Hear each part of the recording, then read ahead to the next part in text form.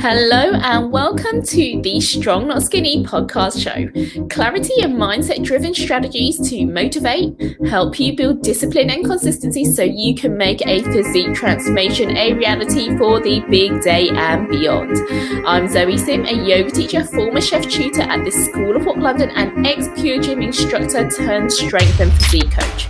I'm getting married in July 2022 and I am dress fitting ready, and I'm here to help you zip up the dress without the stress. Let's get this show started.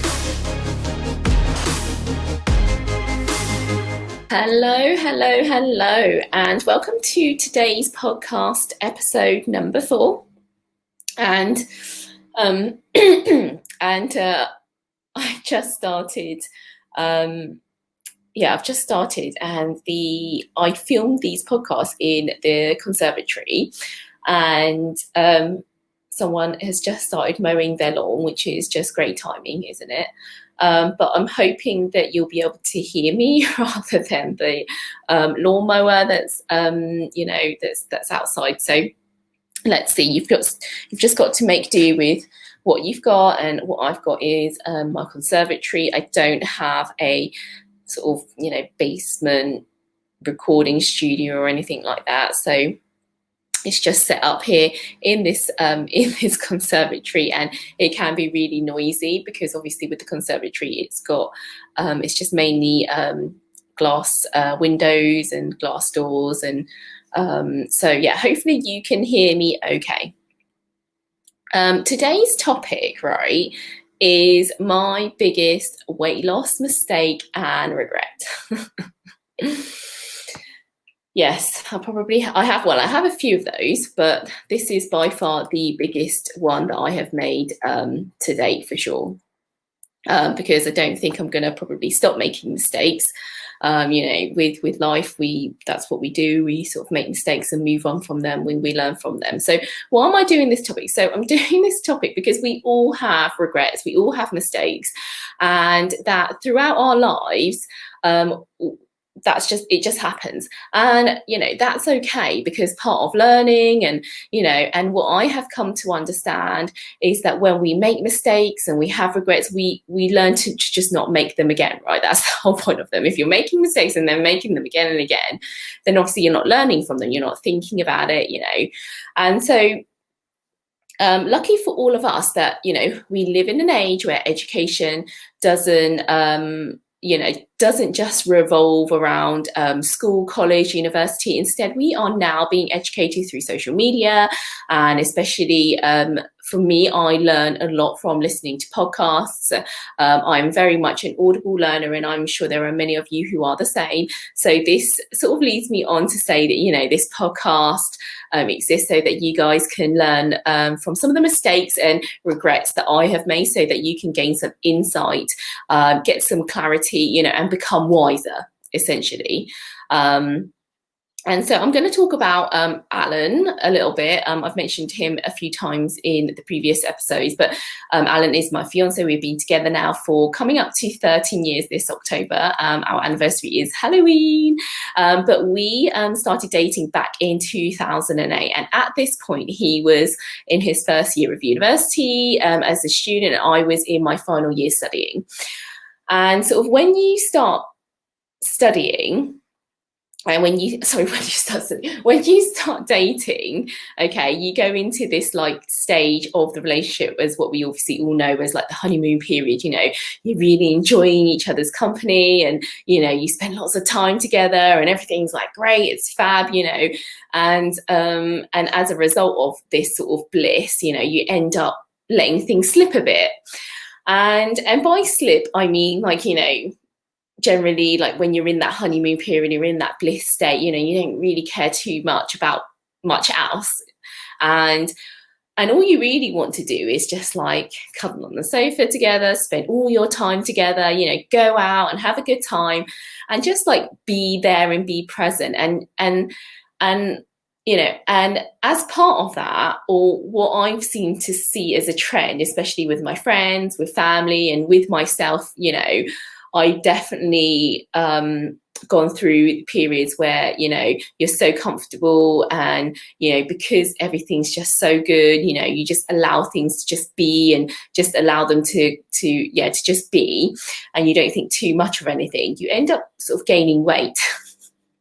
And I am sure this pretty much happens in most relationships, you know, and it might not be right at the beginning of the relationship because maybe you're still a bit self-conscious about your body, you want to look good, you know, you don't want your like new boyfriend to like judge, you know, you're just a bit more conscious of your body. But, you know, as you get more comfortable into the relationship and as you become more comfortable as a couple, right, you do end up sort of gaining some a couple pounds, I don't know, call them couple pounds, more than a couple of pounds, but as a couple you gain some pounds. So this is not just in relation to women, I'm sure men as well will gain weight when they're in this honeymoon period, and there's nothing wrong with that, right? Because, you know, love is amazing and we all want to be loved, and it's so great to obviously be, you know, when you found someone new and you're in this like relationship, and it's just so special to share, you know, this life with someone, and it's just amazing. But sort of within our relationship, or mine and Anna's relationship, in the first 2 years of dating, I gradually gained a lot of weight, and then I think within 2 to 3 years into our relationship, when I officially, I guess you could say, like moved in with Alan, because I got myself my first like sort of proper job in London after graduating, and he was renting a place in Stepney Green in London, and he was like living with his uni friends, and that's when, I hate to say the F word, I hate to say it, but I'm going to say fat. I got fat, and but I honestly didn't know how fat I really got. And I know that sounds crazy, it sounds absurd, but that is the truth. I think, you know, maybe looking back, I'm thinking about the room that, because we stayed, so Alan had the conservatory room, which was then, so Alan lived in the conservatory and that was his room. So it was changed into a bedroom, but it was still kind of very much conservatory-like, which meant that it was like, it had a proper roof on, but it was glass like this conservatory, and so it was like really cold and there wasn't much space. And I don't know if we even had a full-length mirror, but even if we did, maybe it was like, you know, a slanted full-length mirror, which makes you look slimmer, you know, and so it could have been, I had one of those. But honestly, like, I just didn't realize how fat I had become. And it was only when Alan graduated and seeing the graduation photos afterwards that I realised how fat I had become. And I look at this photo and it's just blatantly obvious that I just couldn't even do up the buttons on the shirt that I was wearing. I was wearing this white shirt, which had like frilly bits on the sleeves, I think, and on the front.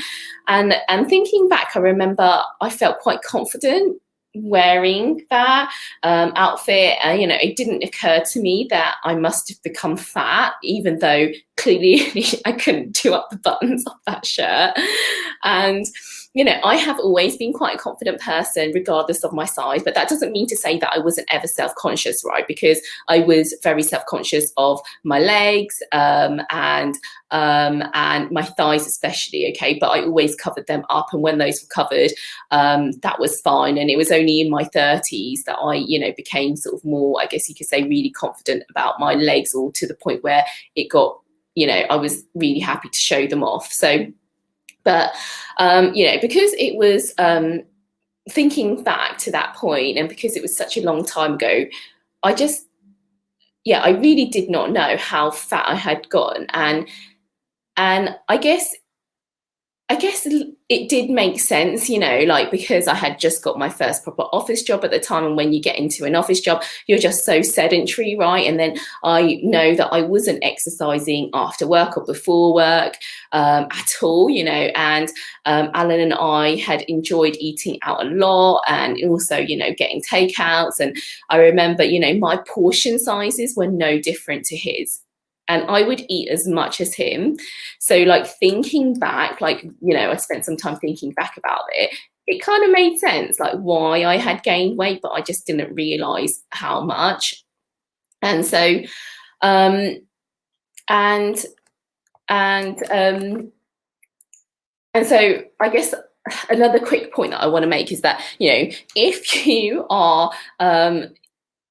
you're in that kind of like lifestyle where you're in an office, you do have an office job, you don't exercise, you're not working out before work, after work, but you're eating, you're not really monitoring what you eat, and you're eating the same portion sizes. Okay, this is like what the main point. If you're eating the same portion sizes, okay, as your male partner, and I say male because of course you may be getting married to a woman as a woman, okay, but it's a slippery slope. You're going to have to be careful. Make a note to yourself to check your portion sizes are not the same, because men do need more calories than than women, and unless your physical activity level is significantly higher and you're consistently training every week, then maybe you might need the same sort of portion sizes as your partner. But generally speaking, that is something to be very aware of, and that's just sort of something I've just put out there. But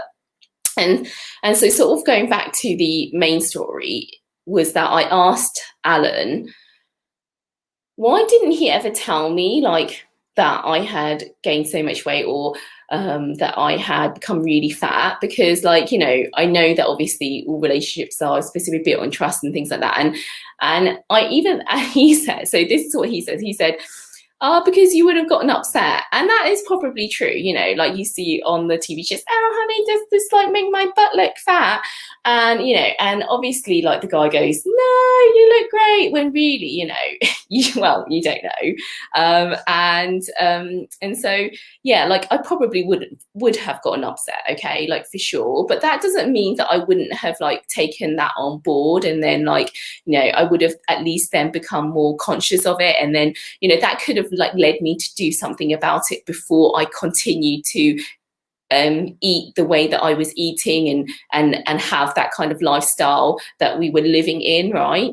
And so I think I can't remember. I think obviously I did realize how fat I'd become by that point after looking at the graduation photos, blah, blah. And that's when I started to do something about it, which is when I discovered Bikram yoga, okay? And so for those of you who don't know what Bikram yoga is, it's hot yoga at 45 degrees. You perform 26 postures in a set sequence, and it doesn't change. It's literally, that is the set sequence, and you do it again and again and again and again. Every class is the same. And I got addicted to it. Absolutely addicted to it, even though in my first class, my first ever Bikram class, I had to leave the room. I felt like I couldn't breathe. I felt faint, but that didn't put me off because I felt so amazing afterwards. The endorphins, the dopamine rush, and was phenomenal. And that's what really got me into yoga, like really seriously, because my first yoga class, I think, was back when I was like 15 or 16, when I went into this odd class where there was this lady teaching in one of the like halls or something. And this is when I was this is back in in Worthing, and this is my hometown, Worthing. And so but I really got into, I guess, like Bikram or hot yoga, and it's now called more hot yoga because the whole Bikram thing is a bit of a what's the word, a controversial topic now, Bikram. So now it's all called hot yoga now. And but so I still so that's how I got into yoga, and I loved it. And I did, once I started doing sort of hot yoga, that's one of the things that is like one of the selling points sometimes, when you see it, it's like you lose weight. And and I started going consistently to classes after work, and I lost a significant amount of weight. It felt great, and it was great. And but after sort of a set period amount of time, my weight just sort of came to a standstill. I didn't drop any more weight. And even though I had lost some fat, I would say that I still wasn't particularly happy with my body. And still my legs were still an issue. I still didn't like how they looked. I still had so much fat on my thighs and on my belly. And even though I had gotten used to wearing shorts in Bikram class, I still wasn't wearing like shorts or anything that was above my ankles, really, outside of that. And so sort of moving on from that, whilst I was sort of practicing Bikram, Alan was also training hard. He was part of a rowing team. He was hitting the gym to lift weights. He got extremely muscular. And at one point, he got so muscular, I wasn't sure I liked it. I was like, oh, it's really big. Literally, like, you know, I don't want to say Thor, but like thinking back, I was like, yeah, that's like, it was really like, oof, okay. He had very big muscles, and he'll probably be happy that I'm saying that. Yeah, so, and so so obviously I still said that I still wasn't happy with my weight. Wasn't happy with my body. And he then tried to convince me to also train at the gym to lift weights. And I just hated the idea of it. I was so against it. I didn't like the gym. It was boring. And I definitely did not want muscles like he had, right? And I had never really stepped into a gym unless it was for classes such as Les Mills, you know, the body combat, or, you know, back in the 90s, it was like legs, bums and tums classes, you know. And I was just so reluctant and forthright that I just didn't want to go to the gym and lift weights. Okay, boring. Okay, but my gosh, if I had just listened to him and started strength, weight training or resistance training, you know, back then, and I'm talking about way back, like probably over 10 years ago, right? I honestly would have saved myself so much heartache. And so that is my sort of biggest mistake and my biggest regret to sort of my weight loss or physique transformation journey, because I had spent so many years trying to shift fat from my stomach, shift fat from my thighs, and sort of the really two places that the fat just wouldn't really budge. But, you know, and so when I did finally succumb to sort of lifting weights, going to the gym and taking it more seriously and not really being afraid to build muscle, you know, and become strong, that I started seeing the results that I had been hoping for most of my life. And it wasn't because I had slim thighs, because, you know, back in, I think, 2017, 2018, I was indirectly intermittent fasting and doing a lot of cardio because I owned my takeaway business back then. I was chefing. I was working like 14-hour days, doing really long days. I was on my feet all the time, and my eating was really irregular. So that meant like I was indirectly intermittent fasting, which meant that, you know, I started losing a lot of weight rapidly, and I got thinner thighs, thinner legs. But, you know, but they were just, I guess, like they were slim, but they weren't like what I would call toned. And it was only when I started lifting weights that my legs started to look super toned, and my body composition started changing, and I really liked what I saw. And so this is actually what most women are seeking, right? It's a change in body composition, not really weight loss, even though I know what they are seeking is weight loss. I know that that's like their number one, like you see it, and I see it even with the clients, with the members on my program. It's like weight loss. I just want to lose X pounds. I want to lose X weight, But really, weight loss is just what happens as part of a process of wanting to look physically better or fitter, right? You know, you are, and so, you know, that's why I specifically put weight loss in the title of this episode, so that it would attract more of you to listen to this, okay? Because I know that that's what most women are looking or hoping for, you know, is a drop in weight. But when it comes down to the crux of it, okay, what you are really hoping for, you know, if you're listening to this podcast, what you are actually really hoping for is a physique transformation through changing your body composition, which means like changing your body composition means literally you want less fat, but you want to look more toned. And so the most effective way, right, to change your body composition is to build muscle, so that you eventually have a demand for a higher energy, right? You want to increase the demand for energy within the body, meaning that your body will have no choice but to burn stored body fat for energy, right? Because there is a greater energy demand, because you have bigger muscles, because muscle is extremely hungry. Okay, muscle is extremely hungry. So the reason why, you know, lifting weights or doing resistance training is like the go-to formula, you know, to build muscle, okay, is because you force your muscles to grow, because the weights, the heavy weights put pressure on your muscles, and these cause sort of tiny tears within your muscles. And when these sort of tears repair, you grow more muscle tissue. And so, you know, and so that's the reason why you want to start building muscle through weight training, resistance training, okay? And But building muscle takes a very, very long time, especially for women, which is why it's so important that you start now if you haven't already. And I've said that a number of times, and I'm going to keep saying that until it really, I'm going to drill that, keep drilling that, because, because people do not believe that, and they look at images, and they look at images of men, and they look at, they look at these like bikini body building competitions of women, and they look like they're like literally crazy muscular. Let me tell you, they do not look like that just because they've just gone to the gym like a couple of years. They've literally put loads of years, loads of trainings, like literally you cannot build muscle in the way that you're thinking, okay? And so it takes such a long time for women. And so, yeah, definitely start now if you haven't already, I implore you, okay? And so lifting weights and resistance training and isn't the most exciting or entertaining exercise or workout you can do, which is one of the reasons why I didn't think it was interesting. I didn't think it was exciting. I definitely didn't think it was like worthwhile, right? I didn't think any of those. But I've now come to understand that if you want to be like excited, you want to have fun, and you want to be entertained, right? Go watch a movie at the IMAX cinema or go to the theme park, okay? But but for those of you who really want, gobsmacking, jaw-dropping results, you want to zip up the dress without the stress, and still feel like $1 million naked, yeah, then go forth, start lifting some weights and start using resistance bands.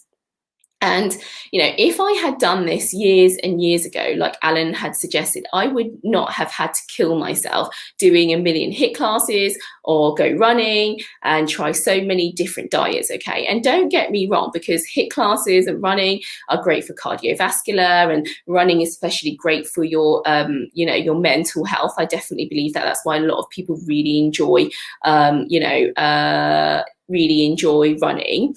But if you are specifically seeking a physique transformation, you want to change in your body composition, which is what you want. You want to you want to lose fat, okay? You want the fat to go, you want the fat to melt, but you want to look toned, yeah?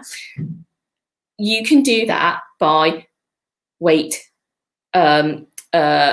training, okay? And how you and the result, and as a result of that, you will see a drop in weight, okay? So don't get me wrong, like when you do weight training, you start burning fat, you start a significant amount of fat, then is likely to result in a weight drop, okay? But if you are, if you just want to have fun, like I said, then go to cinema, watch Netflix, do something else that's entertaining. But if you want results and you want to look in the mirror, you want to smile rather than grimace, or even maybe you're even avoiding the mirror right now, right? I want you to get your pump on, go get yourself some weights at home, or hit the gym, okay? And just don't make the mistake that I did, thinking that you will get massive muscles, you will look masculine, or you won't look sexy because you have muscles, okay? Because that's not going to be the case. Strong is the new sexy, okay? And I honestly regret not doing it sooner because of the progress I would have made back then, right? It's because, like, thinking now, like, I'm older now, I'm not that old either, but I'm just thinking, especially when I was younger back then, I had more time, I could have gotten to where I was now so much quicker if I just had sort of maybe taken what Alan said a bit more seriously, okay? And by gotten to where I am now, I mean just physique wise, right? And so the only thing I would say, back then when Alan did try to convince me to lift weights and I didn't want to listen, and therefore I didn't bother doing my research about weight training, is that, there really is an excuse for you to not do that, because really, we all have the power to seek knowledge, because it's at our fingertips, right? And, whatever it is you're doing, even if you, let's say you go away and you don't listen, you don't take my advice, you just carry on what you're doing, okay? You carry on what you're doing right now, whatever that is, towards your physique goals. And even if it is at weightlifting, you should be looking and doing research behind that, or finding a way to get some clarity as to why you're doing what you are doing, okay? Because, for women especially, we have to work so much harder than it is, so much harder than men to look good. And, you need to make sure that that every decision that you make and the things that you're doing are getting you close to where you want to be. And in order to do that, you need clarity, and you need information, and you need knowledge. So make sure that you're doing your research behind it, even if you don't take my advice from this podcast, okay? Or from this episode. And I'm not just saying that, when I said that women have to work so much harder than men, I'm not just saying that as a blasé statement, okay? I am literally saying that because it is biologically true, okay? As women, our bodies work against us. It wants us to, have fat and minimal muscle, okay? It literally wants us to have a lot of fat, and have minimal muscle. But we can override this biological setting, okay, through weightlifting, through resistance training, as it helps to build muscle, burn stubborn body fat, okay, so you can create those lean curves, and so that you can finally look toned. Don't waste any more of your time, because you aren't getting any younger. I'm not getting any younger. We all aren't getting any younger. And so I want you to take this seriously. Start building some muscle through strength and physique, strength and resistance training, okay, because it is the most effective way to get the body of your dreams, okay? It is the most effective way to get the body of dreams, get you zipping up that dress without the stress. Not only does will that happen, right, but when you start to lift weights and build more muscle, okay, you will maintain and build bone density, okay? You will improve your mind-muscle connection, and you will improve your mobility as part of that, okay? Your functional mobility. And, and you have the power to slow down these age-related problems, so by doing resistance or strength training. And so, just take this seriously. I really hope that you don't just not throw away or just think about this and not do anything about it, because just don't make that mistake. Don't make the mistake that I made. Thank you for listening. If you enjoyed this show, please leave a review so that other brides and wives can get motivated and stay motivated to make a physique transformation a reality for the big day and beyond. I would be so grateful if you could take this action for me. Subscribing to the show will get you notified each time a show gets released, so you never miss a thing. My name is Zoe Sim, and you can reach me at The Pumped Yogi on Instagram, or join my Facebook group where you can join my live weekly coaching sessions and ask questions in real time.